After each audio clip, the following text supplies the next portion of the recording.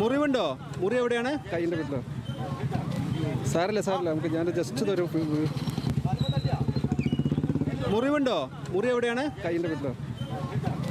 സാരല്ല നമുക്ക് ഞാൻ ജസ്റ്റ് ഒരു ശാന്തകുമാർ വെള്ളാലത്ത് വിവരങ്ങളുമായി ചേരുകയാണ്. ശാന്തകുമാർ, എന്തായാലും അപകടത്തിന്റെ നടുക്കുന്ന ദൃശ്യം എന്ന് തന്നെ നമുക്ക് ഉറപ്പിച്ച് പറയാം. കാരണം അപകടത്തിന്റെ ആ മണ്ണ് ഇടിഞ്ഞ് ഒരു കുന്ന പാടെ ഒലിച്ചു വരുന്ന ദൃശ്യം, അതുപോലെ തന്നെ ഇപ്പോൾ ഈ കൈരളിയുടെ ക്യാമറാമാൻ്റെ ഒക്കെ ദൃശ്യം എന്ന് പറയുന്നത് ചെളിയിൽ ഒന്നാകെ മുങ്ങിയിരിക്കുകയാണ് എന്നുള്ളതാണ്.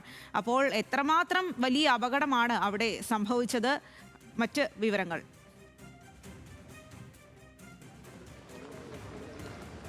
സ്വാതി, അത് തന്നെയാണ്. അതായത് കൈരളിയുടെ ക്യാമറാമാനാണ് ജയേഷ് വില്ലോടി. ജയേഷ് വില്ലോടി ഉൾപ്പെടെ നമ്മൾ എല്ലാ മാധ്യമപ്രവർത്തകരും അവിടെ നിന്ന് ഇതിൻ്റെ തത്സമയം നൽകുന്നതിന് വേണ്ടിയിട്ടുള്ള തയ്യാറെടുപ്പിലായിരുന്നു. അവിടെ മല ഇടിഞ്ഞ് ചെറിയ തോതിൽ ഇങ്ങനെ രാവിലെ മുതൽ തന്നെ ഇടിയുന്നുണ്ട്. അതിൻ്റെ ദൃശ്യങ്ങൾ എടുക്കുകയായിരുന്നു. ഒപ്പം തന്നെ തത്സമയ വാർത്തകൾ, അതിൻ്റെ വിവരങ്ങൾ നൽകുകയായിരുന്നു. അതിനിടയിലാണ് വലിയ ശബ്ദത്തോടുകൂടി ആ മല ഒരു ഭാഗം പരിപൂർണമായും ഇടിഞ്ഞ് താഴേക്ക് വരുന്നത്. അത് വളരെ അപ്രതീക്ഷിതമായിരുന്നു. കാരണം അത്തരത്തിൽ ഒരു ഇടിഞ്ഞ് താഴേക്ക് വരുന്ന ആരും പ്രതീക്ഷിക്കുന്നില്ല. എല്ലാവരും ഈ ചെറിയ തോതിലുള്ള ഇടിച്ചിൽ മാത്രമാണ് ഉണ്ടാവുക എന്നുള്ളതാണ് എല്ലാവരും കരുതിയിരുന്നത്.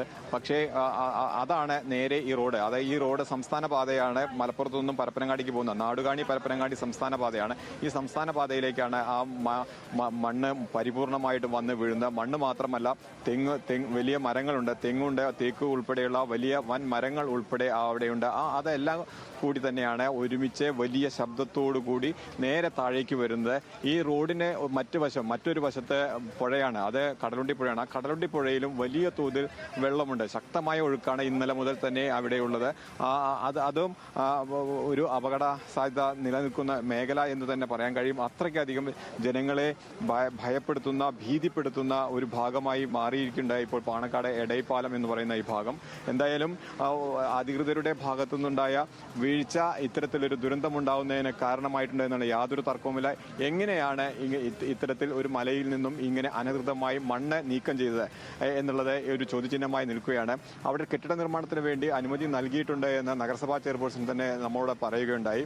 അപ്പോൾ അവിടെ അധികൃതരും ഉദ്യോഗസ്ഥരും മറ്റ് പ്രദേശവാസികളും നാട്ടുകാരും എല്ലാവരും അറിയുന്ന വിധത്തിൽ തന്നെ അവിടെ നിർമ്മാണ പ്രവർത്തനങ്ങൾ നടക്കുന്നു എന്നുള്ളതാണ്.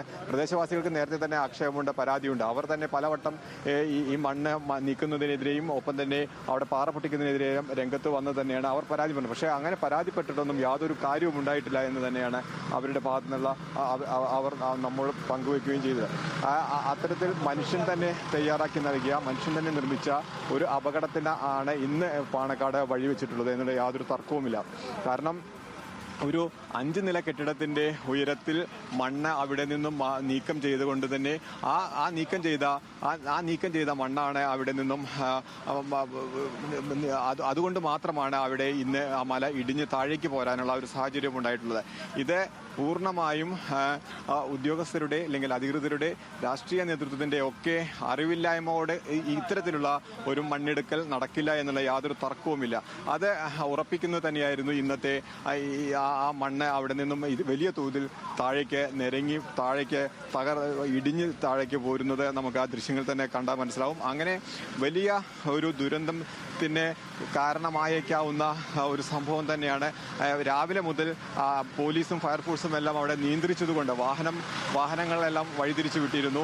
അങ്ങോട്ട് ആളുകളെ യാത്ര ചെയ്യുന്നത് നിയന്ത്രിച്ചിരുന്നു. അത്തരം കാര്യങ്ങളെല്ലാം ഉണ്ടായതുകൊണ്ട് മാത്രമാണ് ഒരു വലിയ ദുരന്തം ഉണ്ടാവാതിരുന്നത് എന്നുള്ളത് തന്നെ നമുക്ക് പറയാൻ കഴിയും. അതിലെ ദൃശ്യങ്ങൾ എടുക്കുകയായിരുന്ന മാധ്യമപ്രവർത്തകർക്ക് ആണ് അതിനകത്ത് ചെറിയ തോതിലും പരിക്ക് പറ്റിയിട്ടുള്ളത്. അതിൽ ഏറ്റവും പ്രധാനപ്പെട്ടതാണ് ഈ കൈരളിയുടെ ക്യാമറാമാൻ ജയേഷ് വില്ലോടി ആ സമയത്ത് അവിടെ ദൃശ്യങ്ങൾ എടുക്കാൻ നിൽക്കുമായിരുന്നു. അദ്ദേഹം, ഞാൻ തന്നെ കാണുന്നുണ്ട് അദ്ദേഹം വീഴുന്നതും ആ മണ്ണിൽ പൊതിഞ്ഞ് താഴേക്ക് നീങ്ങി നിരങ്ങി പോകുന്നതും ഒക്കെ. പക്ഷെ നമുക്ക് അവിടെ നിന്ന് ഓടി രക്ഷപ്പെടാൻ വേണ്ടിയുള്ള ശ്രമം തന്നെ എല്ലാവരും നടത്തുകയായിരുന്നു. അതിനിടയിൽ അദ്ദേഹത്തെ, നമ്മുടെ തന്നെ കാറിന്റെ ഡ്രൈവർ തന്നെയാണ് അദ്ദേഹത്തെ അവിടെ നിന്നും വലിച്ച് ഇങ്ങോട്ട് കൊണ്ടുവരുന്നത്. ഞങ്ങൾ എല്ലാവരും അതിനേറിപ്പെട്ടു. പക്ഷേ നമ്മൾ അല്പം മാറി നിന്നതുകൊണ്ട് മാത്രമാണ് അതിനകത്ത് അകപ്പെടാതെ രക്ഷപ്പെട്ടതെന്നുള്ളതുള്ളൂ. പക്ഷേ വലിയ ഒരു അപകടത്തിന്, വലിയ ഒരു ദുരന്തത്തിന് കാരണമായേക്കാവുന്നത് തന്നെയായിരുന്നു ഇന്നത്തെ ഈ പാണക്കാട് എടൈപ്പാലത്തുണ്ടായ ഈ മലയിടിച്ചിൽ. ഈ മല ഇടിയാനുണ്ടായ കാരണം മനുഷ്യൻ തന്നെ തയ്യാറാക്കി നൽകിയതാണ് എന്നുള്ളതിന് യാതൊരു തർക്കവുമില്ല. സ്വാതി.